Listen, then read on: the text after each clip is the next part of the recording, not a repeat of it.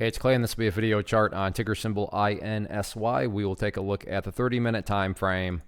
Real quick, what do I mean by 30-minute in case maybe you're new to charts? Instead of each one of these candlesticks here representing 1 day's worth of price action, which is what you would normally see, each one represents 30 minutes. So all this here may look like several days worth of time. It's actually today's price action broken down into 30-minute time slices. I like to this time frame that does a good job of telling the quote-unquote story of the price, and then makes mapping out where levels of support and resistance a bit easier to see. Done this analysis, I'm trying to think, hence the pause. I don't remember exactly the last time I did it. I know I definitely did it last week though, and that is where the red and green line annotations are coming from. But after today's price movement, definitely some updates here need to be done. First thing I'm going to do is adjust this level of support to the downside. And the key thing here is that when levels of support are being quote-unquote adjusted to the downside, not a good thing.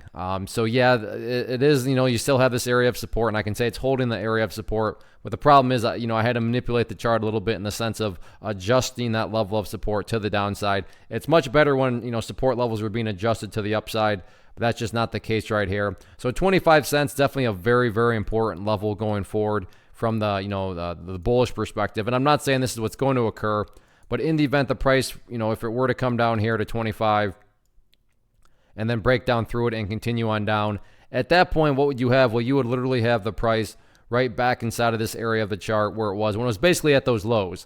And not to insult your intelligence, but price movements that go back to where they were, not exactly a sign of true strength or power or anything like that. But at least the price is still trying to chip away and build an overall higher base. But again, 25 cents, very, very important level going forward. As far as levels of resistance are concerned, that is where the purple line here comes into play, the famous 50-period simple moving average. You can see that level has been pretty stubborn. Right there was one of the more recent times the price got up above it. And then you fast forward to today, and right there directly rejected by it. And then mid-afternoon, once again, got it right up around that general area and was rejected by it. So there's definitely, some sellers sitting up there. But again, that is just also a very, you can call it self-fulfilling prophecy, whatever you want.